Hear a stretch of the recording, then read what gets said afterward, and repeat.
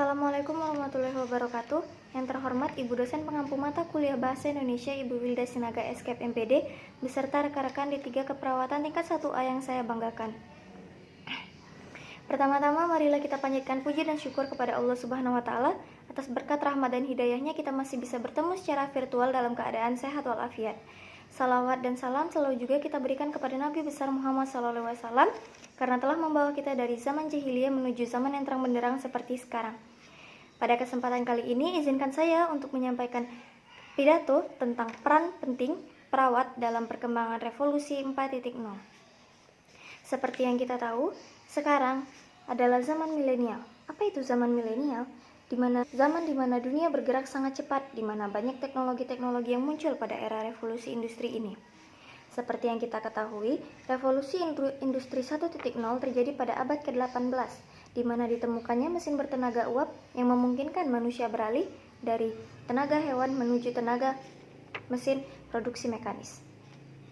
Pada revolusi selanjutnya, terjadi peralihan dari mesin produksi mekanis menuju tenaga listrik. Seiring berjalannya waktu, berkembanglah revolusi industri ini menjadi revolusi sekarang, yaitu revolusi industri 4.0. Sebelum membahas mengenai bagaimana dunia kesehatan di era revolusi industri 4.0, alangkah baiknya jika kita terlebih dahulu mengetahui secara umum apa itu era revolusi industri 4.0. Era revolusi industri 4.0 adalah masa di mana teknologi berkembang pesat di skala bidang, baik itu di bidang pendidikan, kesehatan, sosial, medis, dan lainnya. Seperti yang kita ketahui, banyak masyarakat yang bergantung kepada teknologi.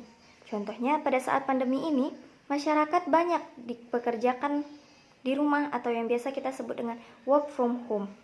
Di mana pada masa-masa seperti ini, masyarakat sangat membutuhkan teknologi seperti laptop, handphone, kuota, wifi, dan lainnya yang mendukung kinerja untuk bekerja dari rumah. Keberadaan perawat sebagai tenaga medis dari dulu sudah menjadi teladan yang baik itu sebagai pasien atau tenaga medis lainnya. Selain kompetensi yang harus dimiliki oleh perawat, unsur-unsur lain seperti etika yang baik dalam menghadapi pasien atau tersedianya sarana dan prasarana harus memadai untuk menunjang ketersediaan tenaga perawat yang berkualitas. Problematika seperti inilah yang harus menjadi motivasi bagi perawat muda untuk bisa meningkatkan skill dan kualitas diri, serta membangun pemahaman etika yang baik sebagai tenaga medis yang berkualitas. Untuk itu, marilah bersama-sama ikut serta dalam terselenggaranya tenaga medis yang berkualitas, dengan cara menyediakan ataupun menjadi bagian dari unsur-unsur tenaga medis yang layak, sehingga dunia kesehatan dapat berkembang dengan pesat dan memberikan hasil yang memuaskan. Demikianlah pidato yang bisa saya sampaikan pada pertemuan kali ini. Semoga dapat memberikan motivasi kepada kita semua sebagai calon perawat. Lebih dan kurangnya saya mohon maaf. Saya akhiri dengan wassalamualaikum warahmatullahi wabarakatuh.